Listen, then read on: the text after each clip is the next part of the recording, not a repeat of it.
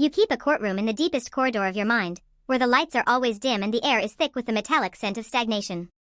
Every night, when the world outside finally falls into a state of semi-consciousness, you return to the witness stand. The defendant is someone you recognize with terrifying clarity, a younger version of yourself, eyes wide with ignorance, hands stained with choices that can no longer be unmade. You are both the judge and the victim, endlessly reviewing the transcripts of a life you wish you could redact. You carry the weight of those past errors not like a memory, but like a physical shroud, a heavy, suffocating fabric that drags behind you through every room you enter. You walk among people, you smile, you hold conversations about the weather and upcoming plans, but behind the mask, you are listening to the echoes of a gavel striking wood. That internal judge never sleeps, never forgets, and never grants an appeal. You believe that if you just analyze the past enough, if you just bleed enough over the mistakes, you might finally justify the person you are today. But the more you dwell, the more you realize that you are not searching for justice, you are just keeping the wound fresh because it feels like the only honest thing you have left to offer yourself. The absurdity of it lies in the silence. Nobody knows that you are currently arguing with a ghost from 5 years ago while you are waiting for your coffee to brew. You watch the steam rise, thin and dissipating, much like your own sense of self-worth when you are caught in this loop of recursive guilt. You were different then, weren't you? You didn't know what you know now. You lacked the tools, the foresight, and the emotional infrastructure to handle the pressure of the moment. And yet, the current version of you, the one who prides themselves on being wiser and more tempered, refuses to grant mercy to that naive predecessor. It is a strange form of cruelty, this self-inflicted exile. You treat your younger self as a criminal who deserves no visitation rights, ignoring the fact that you are the only one who actually witnessed the fear that drove those actions. You remember the shaking hands, the stuttering words, the paralyzing uncertainty that defined that particular chapter of your life. Yet, you choose to overlook the context in favor of the consequence. It is a vicious cycle of overthinking. You trace the trajectory of your life, mapping out where things went wrong, calculating the precise point of divergence where you could have chosen differently. If only you hadn't said that. If only you hadn't stayed. If only you had dared to leave when the ground started shifting beneath your feet. You torture yourself with the geometry of what if, constructing elaborate, alternate realities where the outcome was favorable. But in every mental simulation, the guilt remains. It changes shape, sometimes appearing as regret, other times as a cold, hollow cynicism, but it is always there. You have become an expert at self-flagellation, turning every achievement of your current life into a hollow victory because you feel as though you don't deserve the peace you have built. You look in the mirror and see a stranger who has been shaped by events that you are not allowed to move past. You are the architect of your own prison, and the walls are built entirely out of the refusal to accept that you are human, and humans are notoriously prone to breaking things they were trying to hold. There is a specific exhaustion that comes from this. It is the fatigue of carrying a suitcase full of stones while pretending you are walking on air. You wake up with a lingering sense of unease, a phantom limb syndrome where you feel the presence of a mistake that happened years ago, throbbing as if it occurred this morning.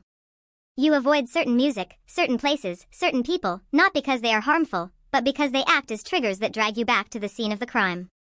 You are constantly monitoring your own behavior, terrified that if you let your guard down for even a second, the past will catch up and reveal the fraud that you believe yourself to be. You live in a state of hypervigilance, analyzing the intent behind every word you speak, terrified that you are about to replicate the pattern. It is exhausting to be your own worst enemy, to have a companion who never stops pointing out your flaws, who never tires of reminding you that you are fundamentally damaged goods. You have become so accustomed to the toxicity of this internal dialogue that you can no longer distinguish between your own voice and the voice of your accuser. Perhaps the most terrifying thought is that you don't know who you would be without this guilt. If you stopped judging yourself, if you finally laid down the gavel, would you still be you? You have spent so much time identifying with your remorse that it has become the anchor of your identity. You feel that by letting go of the guilt, you are somehow dishonoring the gravity of your past mistakes, as if feeling bad for an eternity could somehow reverse the entropy of time.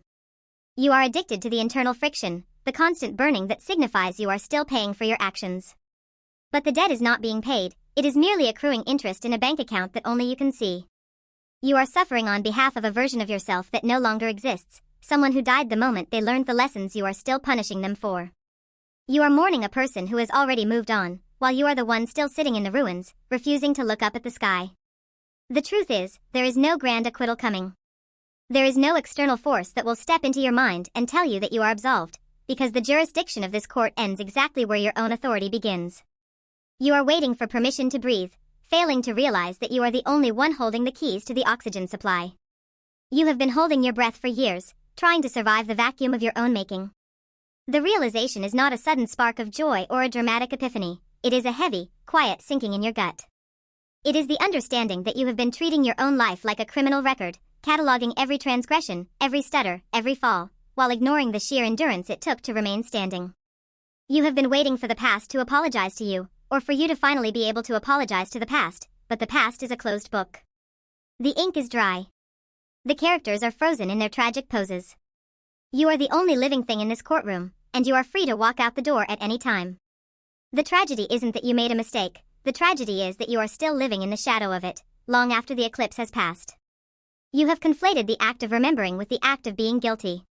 You think that to be good or aware, you must constantly keep the memory of your faults illuminated. But this isn't awareness. This is a slow, methodical erosion of your capacity to experience the present. You are so busy guarding the ruins of your past that you have left the gates of your future wide open to the wind.